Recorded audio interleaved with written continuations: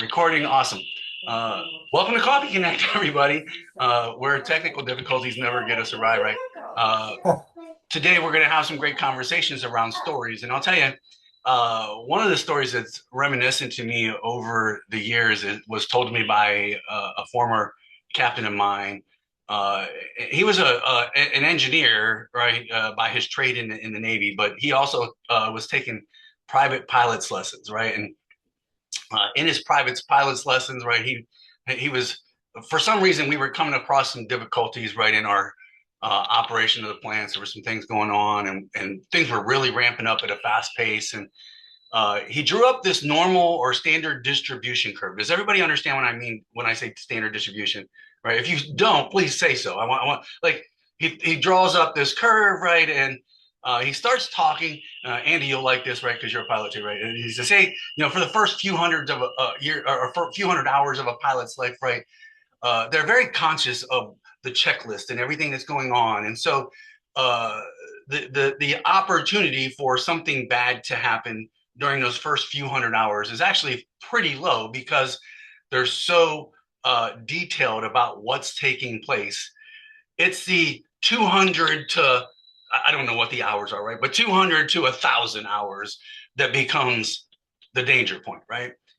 Because we get complacent because we feel like, oh, we know what we're doing, and things like that. And then obviously once you find a couple risk and or learn from those errors over the years, right?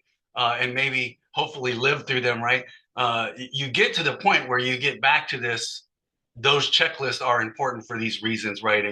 And you lower your opportunity for accidents to happen, right? And so for whatever reason, right? And I probably heard stuff like that before, but for whatever reason, when he was explaining this to me and where we were at specifically in our operational phase, right? It just hit me, right?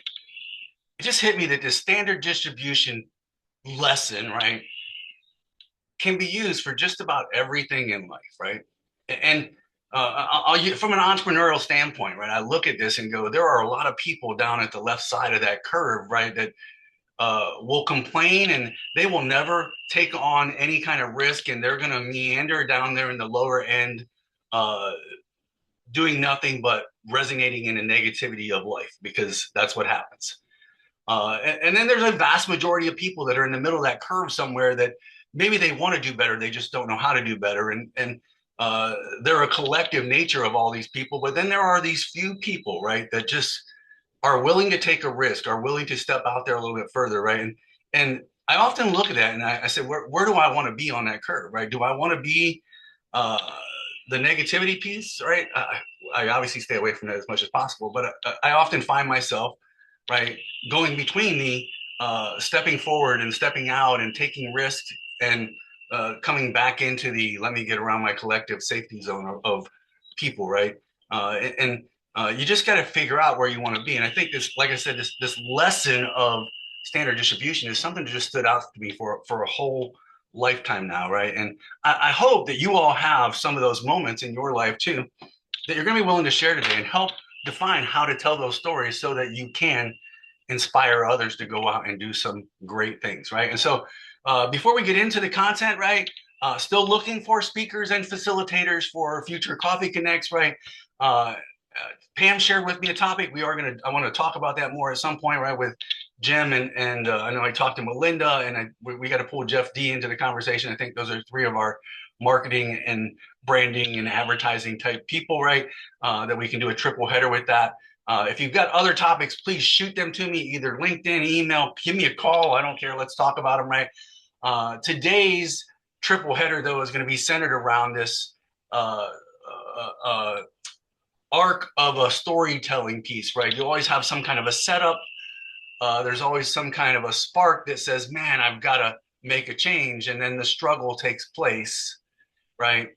And at some point, right, you kind of reach the peak of the mountain and start to come down the other side into more of a victory of your story and the victory of whatever just occurred, right, to where you can share that story. And so we're going to follow this arc along the way today and kind of touch upon maybe not all of them because we only have an hour, right, but touch upon a couple of the key things. One is we got to understand what is our story, right? Uh, we also have to understand what is the importance of our story, what is it trying to convey, and what opportunity does it present in teaching people something, right? And so stories help us communicate our value. It helps to build trust, right? It makes ideas memorable. All of those things are true. Somebody says facts tell, right? But stories do what? They sell, No. right?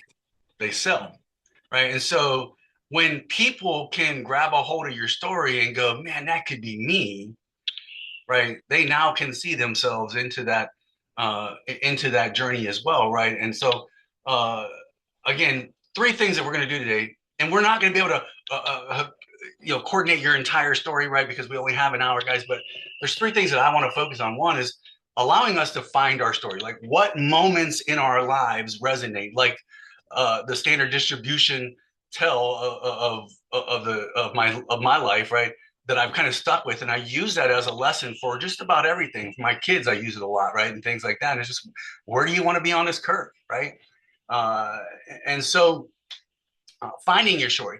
We're going to go through an exercise, not a breakout room, but we're going to sit here and we're going to kind of work through some things, some questions that will help shape our story. And then we are going to go back to a second breakout, right, where we're going to be able to share what those stories are. And so, on this we're calling it the story arc framework, right? It just makes it a simple, repeatable process, right? I want to keep it as simple as possible. Again, we're not going to go through all five of these areas because we just don't have the time. But breakout one, we're going to get them shuffled up here. And again, this goes back to identifying what are the meaningful moments. It says moment, but I want you to really throw out two or three times that maybe have been important in your life that you felt were transitional for yourself or transformational for yourself, and throw those out. I don't want you to tell the entire story here, guys. Just share the moment and what happened, right? What the change was that occurred, or the impact that it had. I don't want you to share the entire story. The moment and the impact, right? Let's focus on something simple. Do two or three of those for each person, and then get some feedback from the crowd that you're with to hopefully better understand what do they think is going to most resonate with people, right? What do they think is going to be most impactful, right? Or it's going to be a story that you can move forward with, okay? And so, again, no writing yet, just talk it out. Uh, I'm going to stop sharing here. Feel free to screenshot this. I'll give you a couple more seconds here to screenshot what the prompt is. 3, 2, 1. And let me shuffle these breakout rooms up. We're gonna go with like 3 to 4 people per breakout room, just because uh we want to be able to kind of get through everything too. Um, got them opened up. I will see you guys back here. So I think there was a lot of conversations, right, in our group, especially related to the story side of this, and the fact that you can listen to people teach things. In fact, I'll throw Tim under the bus, right? I mean, he's here. On our Wednesday night trainings, I mean, we go through technical stuff and things that we talk about in our business and stuff, and then the last I don't know 15 minutes or whatever, right? There's usually somebody that's closing the night out, and uh, I will tell you, I probably remember more of his closing stories than I ever do any of the technical stuff that we talk about throughout the night, right? Because the stories are what resonate, right, and kind of stick with you. And I mean, last week we had Brandon did a great close, and Brandon's one of the guys that is very detailed about. Let me make my close as close to the information that we're distributing on the technical side, right? So that they not only remember the close, but they can remember hopefully what was taught to them throughout the lesson, right? I don't know if Tim and I are as good at that when we do those things, right? But for sure Brandon is, and so the stories are what people remember, right? I'm curious, is anybody willing to share like maybe their moments in time with the entire group before we move on? I'll share mine. It really resonates with me. I'll try to give you the Reader's Digest version. Um, I was a CFO of a small business that was impacted by tariffs, and I was blindsided when my role was eliminated. And I went to this networking event less than a week after it happened. You know, my brain is all over the place. And I was in there to tell them, you know, what I do and what I'm looking for. And this guy that was in his 30s just stops me and just says, "How are you doing?" And I'm like, "Well, yeah, no, how are you feeling?" And it just like just brought the humanity to what networking is all about, and you know, to that it's so important for the human connection in what we do. It is. It is. Uh, there was something else I was reading. It was just related to that too, Joe. Like yesterday, it might have been in part of my like research, right? That probably one of the most critical aspects to all of this, right, is bringing the humanity or the human piece back into those conversations and stuff, right? So, thanks for Yes. sharing that. Anybody else? Yeah. Okay. What I mean, this is a the second part of the triple header, right? That so to speak, right? Is really about talking about like the parts. Once you understand, hey, this is the story that I want to tell, or this is the moment that I want to be able to share. And by the way, I got my screens appropriated correctly now, so I can see everybody, and I know my presentation's down here somewhere. And so this is the part where we kind of talk about what are those five things, or how do we embellish upon those five things, not to the point, and Nancy brought this up in our room, right? Not that we're giving all of these details and talking for 25 minutes, because nobody wants to hear anybody talk for 25 minutes, right? But that we're giving enough details that it creates the setup, right? It gives you the history or the background of why this came into play, right? It also talks about maybe the emotions or the actions that got sparked, right, during that change, and the fact that hey, not every hero, right, not every hero conquers its nemesis, right? Lickety split, easy peasy, or anything like that. Every hero, I mean, if you watch any Superman movie or Batman movie, right, goes through struggles throughout that time, and you are no different, right? We are no different than those people. We're going to experience struggles to get the change to happen, to get the moment to occur, to get the light to glow, whatever you want to call it, right? Or that shift to happen from the lessons we learned so that we can continue to share those stories. And so when we start talking about this, what do you guys think? Us just take these kind of one at a time, you know, from the setup, right? What are some aspects of the setup so that we don't talk for 25 minutes, right, on the setup alone? What do you think are some aspects that are important for people to understand why you're going to tell this story?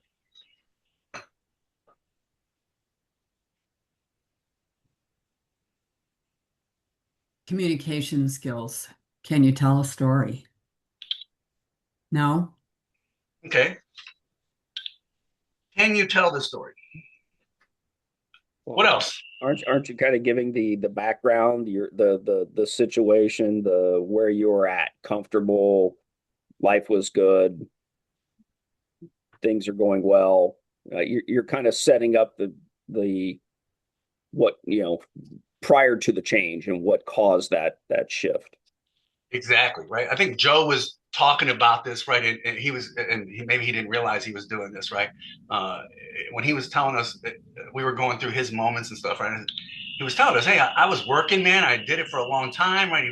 Had worked at the church for a while, and then all of a sudden, he wasn't, and he went to another opportunity, right, and then he wasn't, and then he went to another one, and he wasn't, right, and then he made this realization that maybe, Oh no, but I'll tell it quickly. there you go.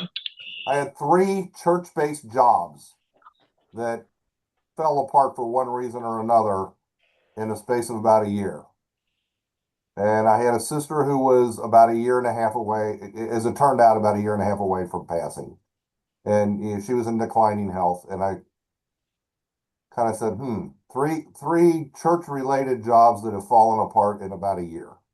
Maybe the Lord's trying to tell me I'm not supposed to have a job right now. Hmm.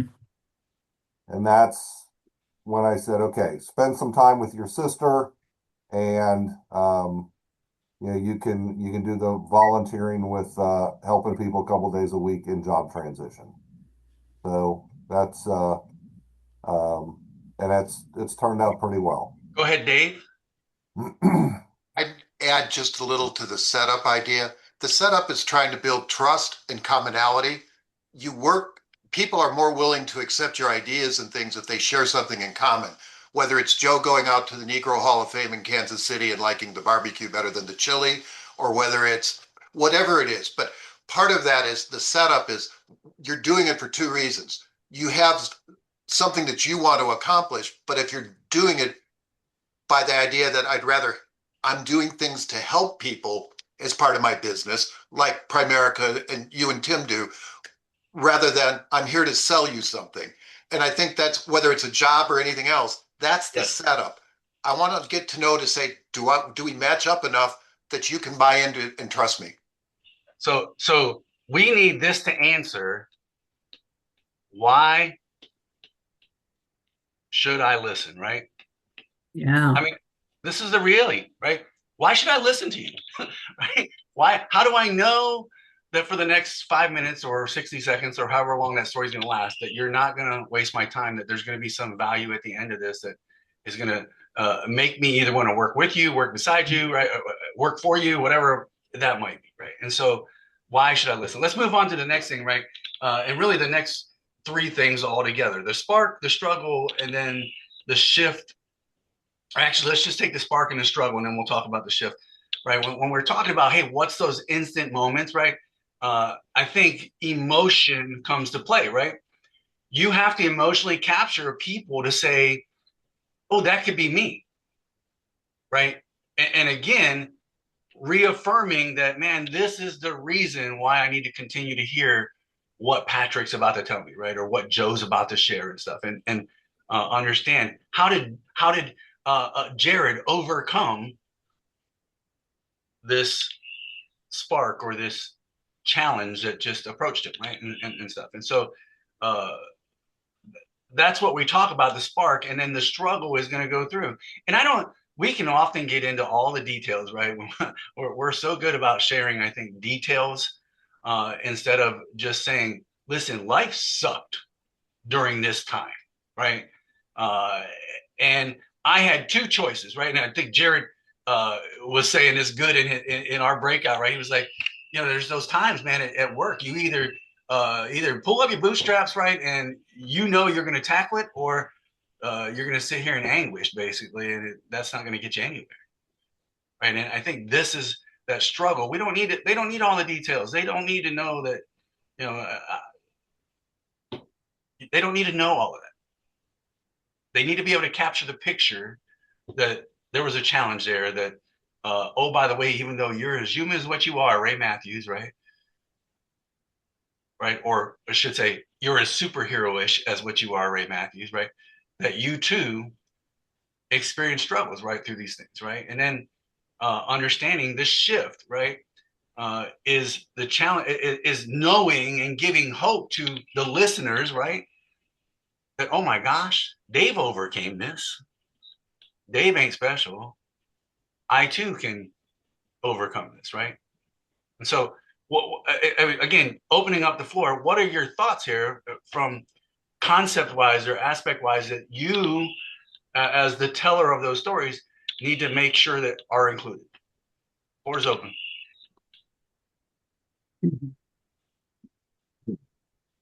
Go ahead, Nancy.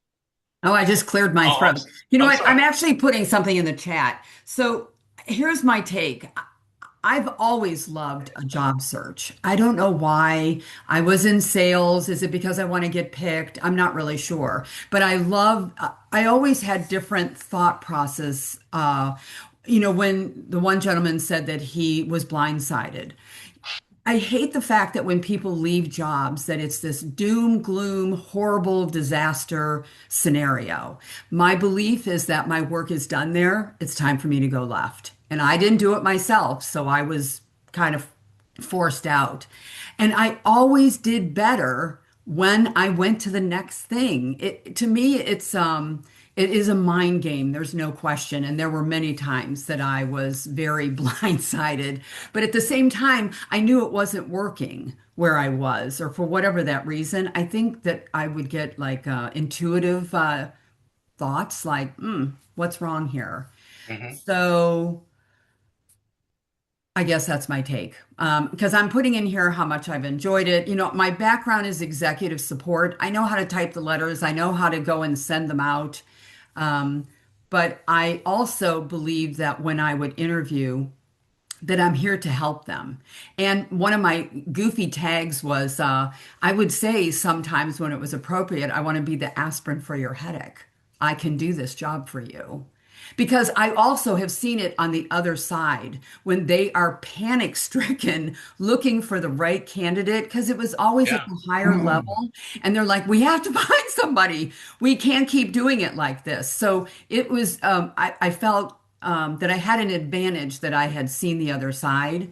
And, and to me, here's another thing that I would say, especially for executive support, that you know how this plays out is 2% skill. I have the skill to do the job, but it's 98% chemistry. And really, what I wanted to say was I would be the office wife. I would never say that on an interview. But that is what it is that it is that connection. Do they like you?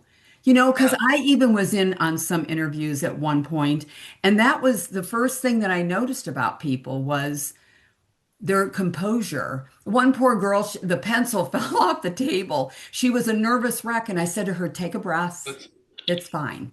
You know, and it's just a conversation yeah. to find out will they fit into your environment.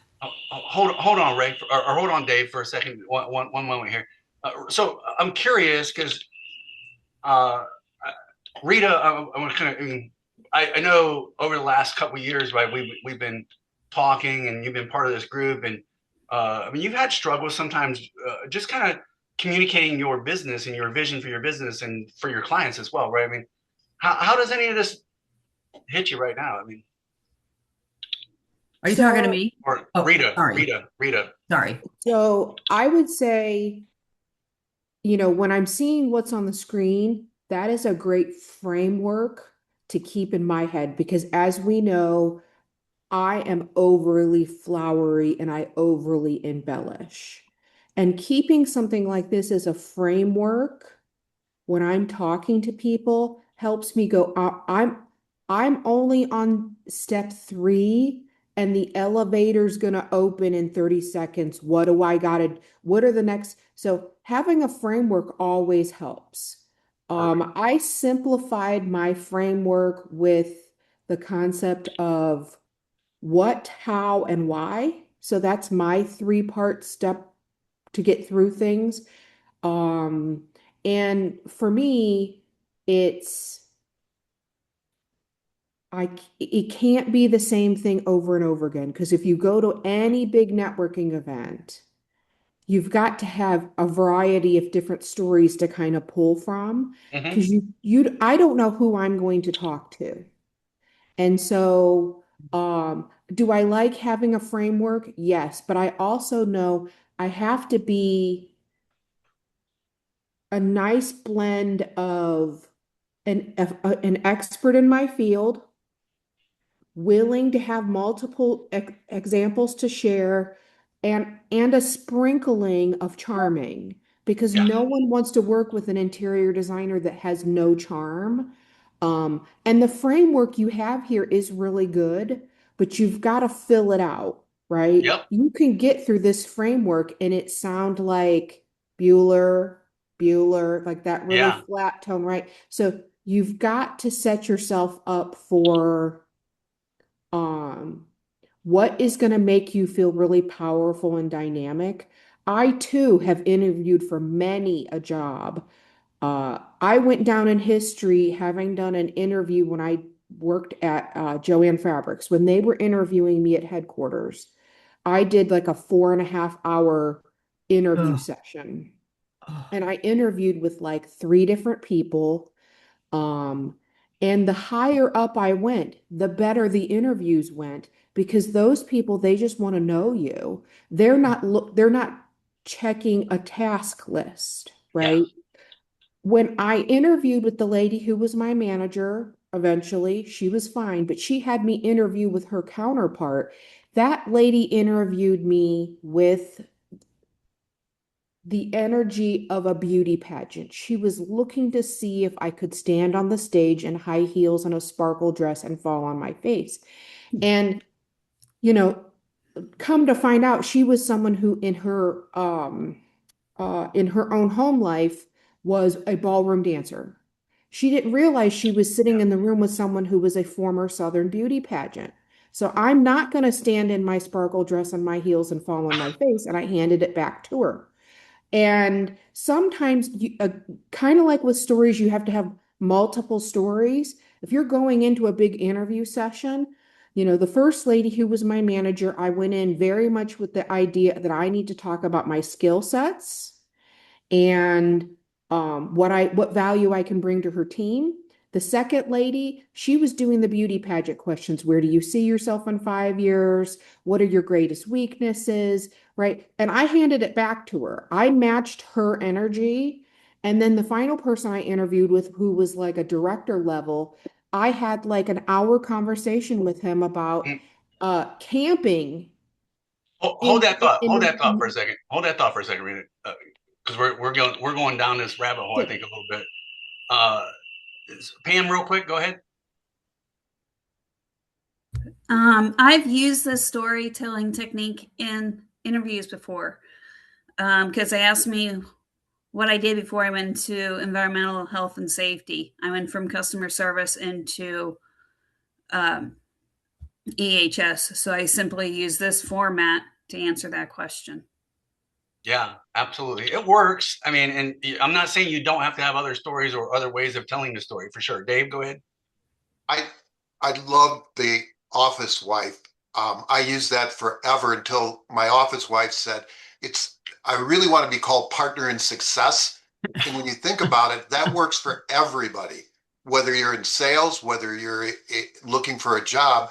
And Rodney, if you just flip it back once, Sorry. The only thing I would argue is if you've done your homework, the struggle is really not your struggle, it's their struggle. If you know you're working for a boss like Tim or for somebody else, what is the challenge that they face? As Rita said, leverage your story to the situation. And I think that if you have those things and you're matching to people like yourself or companies that you have that ability, but yeah, the partner in success really does make a difference when you say that because you're there looking to help that person move forward.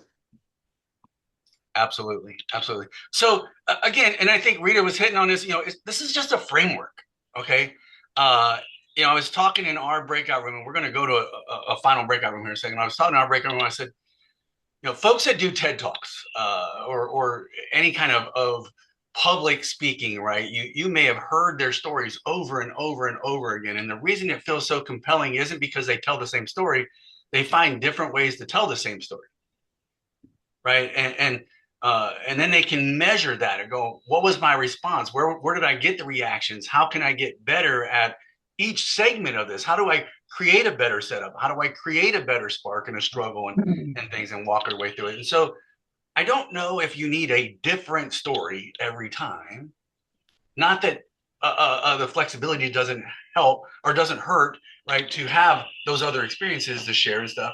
But sometimes it's just a matter of telling the same story a different way so that Martin gets it, that he didn't maybe get it before. He didn't see the light before or whatever. Or that today Andy goes, oh, now I've heard you tell that story before, Rodney, but oh my gosh, right? The light is on. And so we're going to take a few minutes, guys. We're going to go to breakout room.